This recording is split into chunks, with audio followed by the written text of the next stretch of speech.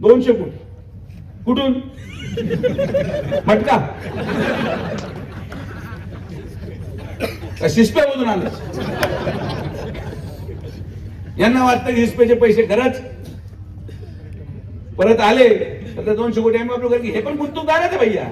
बरेचसे तर नाव घेत नाही मी कोणाचं. 200 कोटी आणू, 400 कोटी आणू, अरे काय हे. केंद्रामध्ये सरकार आमचं आहे. आदरणीय प्रधानमंत्री नरेंद्र मोदींच्या नेतृत्वामध्ये आपण निवडणूक लढवतोय. राज्यामध्ये सरकार आपलं आहे. मुख्यमंत्री माननीय फडणवीस साहेब भारतीय जनता पार्टीचे आहेत. या राज्याची अर्थकारणाची तिजोरी ज्यांच्या हातात आहे वित्तमंत्री अजितदादा पवार राष्ट्रवादी काँग्रेसचे आहेत.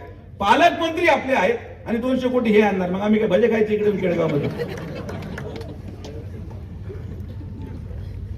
तर एक गोष्ट लक्षात घ्या, आपल्या भागाचा विकास हे आपणच करू शकतो. MIDC विकसित करायची असेल, फ्लायओव्हर विकसित करायचं असेल, कोण उमेदवार काय पाहायची आवश्यकताच नाही. आज काही लोक सक्षम असतील, प्रत्येकामध्ये दोष असतो. माझ्यामध्ये दोष आहे, भैयामध्ये दोष आहे. कोणी उमेदवार पूर्ण दृष्टिकोनातून सक्षम नसतो.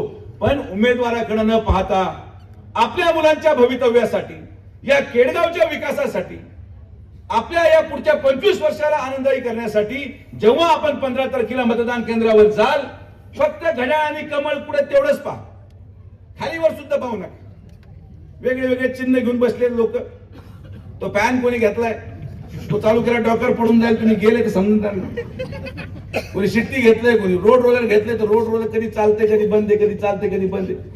नारळ घेतले त्याच्यामध्ये पाणी नाही. तुतारीची हवा पूर्ण निघून गेलेली आहे आणि मशाला टाकायला रॉकेल विजून गेलेली आहे. त्यामुळे अशा मनोरंजक चिन्हाच्या मागे न जाता आज कमळ फुललेला आहे आणि वेळ आहे घड्याळाची. त्यामुळे तुम्ही आम्हाला साथ द्या. आम्ही दोघंही मिळून या चारही उमेदवारांच्या माध्यमातून या केडगावच्या सर्वसामान्य जनतेचे प्रश्न सोडवल्याशिवाय राहणार नाही.